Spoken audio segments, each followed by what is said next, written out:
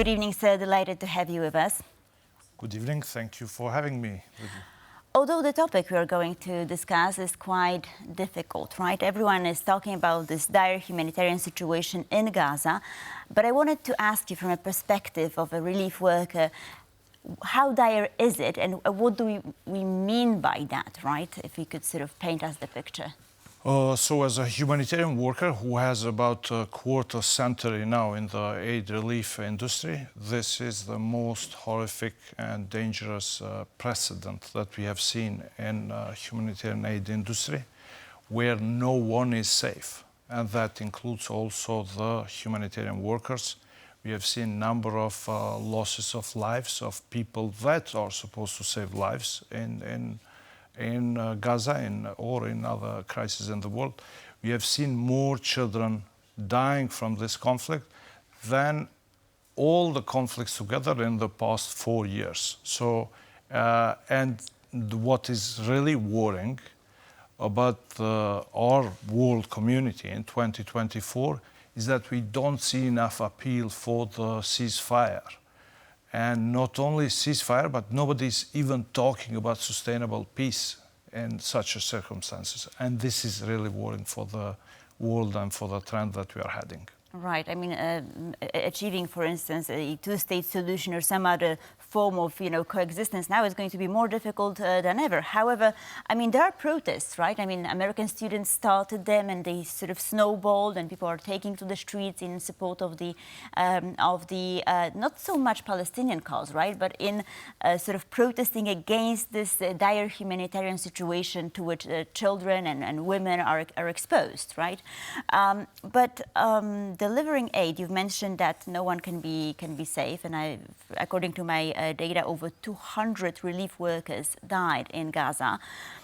So I wanted to ask you about some of the challenges of delivering aid, because of course aid needed to be delivered to Gaza prior, right, to the conflict, and now more aid is needed. Yet there are some obstacles, right? It's super complicated. So what happened is actually now we have around 1.4 million people displaced in the town of Rafah, which many from the audience and viewers may have seen. It's a town located at the border with Egypt.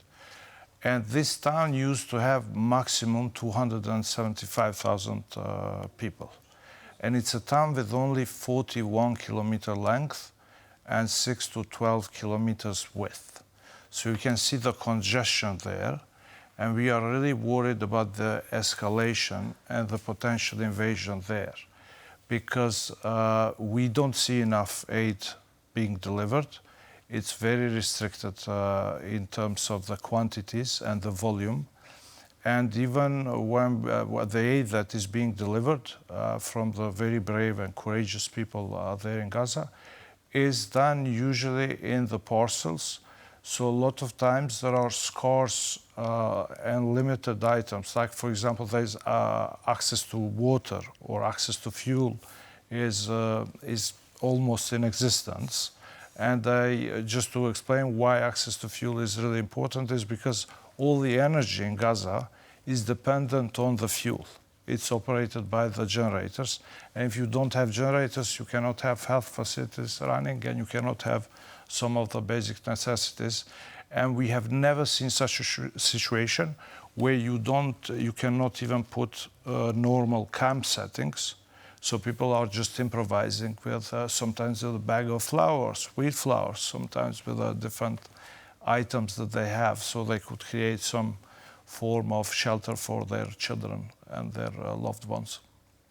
Right, and I mean, much of this crisis, I mean, the slowing of the delivery of aid has been attributed to Israel, right? But today we just received these news that Karem Shalom was actually shelled by Hamas. Karem Shalom, one of the border crossings which are being used by humanitarian organizations to get the aid to Gaza. So, I mean, what can be done to ensure safety of such places? Because this is clearly horrible. I mean, I'm literally out of words.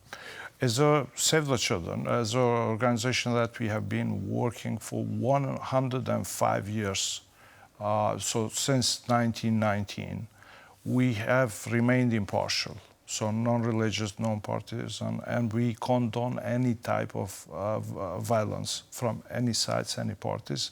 What we are still concerned about, that over this critical situation, we come with more complicated solutions. So, for example, one of the best and fastest routes to deliver aid is through land, be it via Egypt, be it via Israel.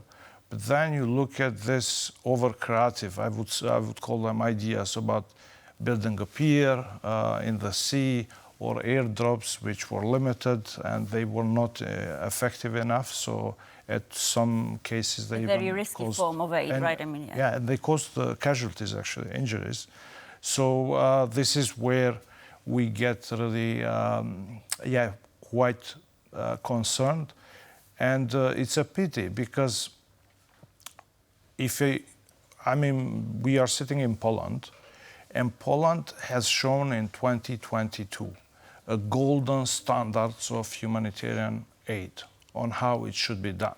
You had Polish society mobilized in February and March 2022, and they've shown generosity and hospitality towards refugees that were coming from Ukraine, providing food, shelter, healthcare, social services, regardless of their ethnicity.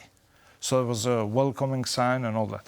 And now you have 2 years later, it's same world, but you have very silent international community, and this is quite worrying for all of the parties involved. You have even recently, I wouldn't go without mentioning, we had, although he wasn't part of Save the Children, I would still consider him as a colleague who has lost his life. He was a Polish citizen who joined Damian Sobol. Yes, Damian joined humanitarian response because of the passion that he developed over the Ukrainian crisis. And then he went to deliver the aid in Gaza because of that. And so it's quite a pity that even such people get attacked from especially such outstanding people who are trying to help the others. So unfortunately, we're running out of time. Thank you so much for being with us. You're welcome. Thank you for having us.